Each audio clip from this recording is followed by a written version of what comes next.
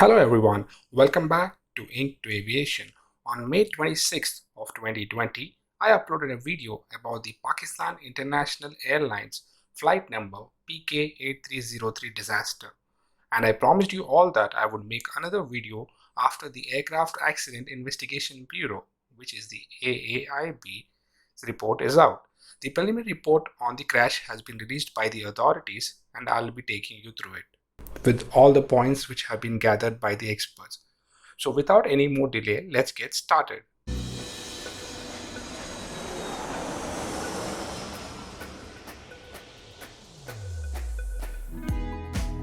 This is a preliminary investigation report and it contains facts which have been determined up to the time of publication. The investigation team comprised of the following members: 4 members from Pakistan's AAIB, 2 members from Bureau of Inquiry and Analysis France, 1 NTSB USA investigator, 5 co-opted members which consisted of 2 Airbus 320 pilots, 1 doctor, 1 aviation psychologist and 1 Airbus 320 engineer. Now, what is the purpose of any accident investigation? The sole objective of this safety investigation is the prevention of such accidents and incidents of similar nature in the near future. Let's look at the crash site. The crash site is located in a residential area northeast of Karachi. The wreckage lies approximately 1340 meters from the runway 25 left threshold, close to the extended runway center line. The aircraft parts were spread out over 75 meters in a single street, with some parts on the rooftops of the adjoining houses. If you look at this particular image, this is the direction of the crash.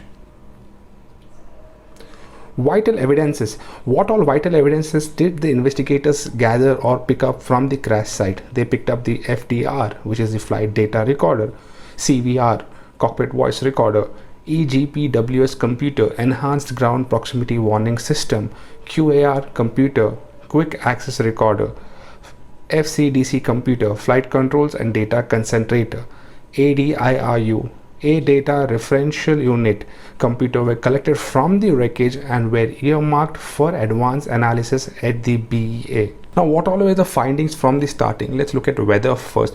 The reported weather at origin, en route and at destination airfields was fit to undertake the flight. Moving on, CRM. PIA flight PK830 took off from Lahore at 13:05 hours. Departure from Lahore and cruising flight were very uneventful. This is the statement given by them. The crew did not follow standard callouts, neither did they observe proper CRM aspects during most parts of the flight. Now, what is CRM? CRM is an acronym for Crew Resource Management, which is the effective use of all the available resources for flight crew personnel to assure a safe and efficient operation, reducing error, avoiding stress and increasing efficiency. Now let's look at this image. This is summary of everything which has happened in the last few minutes of PK8303. If you see this bottom line, this is the flap and slat selection position. This rectangle here is for the airspeed and this is the altitude. This is our runway 25 left, which PK8303 was intended to land. The correct flight path would be this particular red line, but the blue color is what the PK8303 which has actually followed. There are certain comments. I'll be explaining you each and every comment now. Area Control Karachi East cleared PK8303 for Nawab Shah 2 Alpha arrival procedure and advised to expect ILS approach for runway 25 left. The flight was later cleared at pilot's discretion to report direct at Makli, a waypoint 15 nautical miles away from the runway on a radial of 075 from Karachi VOR, which is right here, and descend to flight level 100 and later re-cleared to flight level 50. The aircraft changed over to Karachi approach and was cleared to descend down to further by 3000 feet by the time it reaches Makli. At Makli, the aircraft was at 9,780 feet and at about 240 knots of speed. In order to manage the descent and lose the additional height, open descent mode was selected via the FCU. Open descent mode in the Airbus is the mode where aircraft does not follow any constraints and continues to descend at high rate of descent. Both autopilots were disengaged and speed brakes were extended. Karachi approach inquired confirmed track mile comfortable for descent and later advised to take an orbit. ATC saying, sir, orbit is available. Now orbit is making a circular turn so that you buy some time so that you reduce the height comfortably and intercept the localizer and go in for a landing, so that the aircraft can be reset for the required descent profile. No orbit was executed and the effort to intercept the glide slope and localizer of ILS was continued. The FDR indicated action of lowering the landing gears at 7,221 feet, which is right here, at around 10.5 nautical miles from the runway 25 left. Karachi approach advised repeatedly twice to discontinue the approach and once cautioned about excessive height. Landing approach was, however, not discontinued. FDR shows actions of raising of the landing gears at 1740 feet by retraction of the speed brakes at slightly 5 nautical miles less than 25 left. At this time, the aircraft had intercepted the localizer as well as the glide slope. This particular point, flaps 1 were selected at 243 knots of indicated airspeed and landing gears and speed brakes were retracted. At this point, overspeed and EGPWS warnings were then triggered. Even after warning from the ATC, not a warning, it was a suggestion to take an orbit so that they can descend comfortably and come in for landing, the pilots did not take this particular advice. However, since the approach to land was continued, Karachi approach, instead of changing over the aircraft to aerodrome control, sought telephonic landing clearance from the aerodrome control. The aerodrome control conveyed a landing clearance to the aircraft without observing the abnormality that the landing gear was selected up or the landing gears were not retracted. Subsequently, Karachi approach, without noticing this, cleared the aircraft to land. At 500 feet, the FDR indicates that the landing gear retracted, slat and flap 3 configuration, airspeed of 220 knots, descent rate of 2000 feet per minute. A stabilized approach should not go beyond 1000 feet per minute on rate of descent. According to the FDR and CVR recordings, several warnings and alerts such as overspeed, landing gear not down, and ground proximity alerts were disregarded by the cockpit crew. The landing was undertaken with landing gears retracted. The aircraft touched the runway surface on its engines. Flight crew applied reverse engine power and initiated a braking action. Both engines scrubbed the runway at various locations, causing damage to both of them, as you can see in this particular image. The aerodrome control observed the scrubbing of engines with the runway but did not convey this abnormality to the crew in the aircraft. It was conveyed to Karachi approach on telephone. Subsequently, Karachi approach also did not relay this abnormality to the aircraft. So the main point here is like the landing gear was not retracted, and even the ATC forgot or failed to inform the cockpit crew that the landing gear was not retracted and the engines are scraping the runway.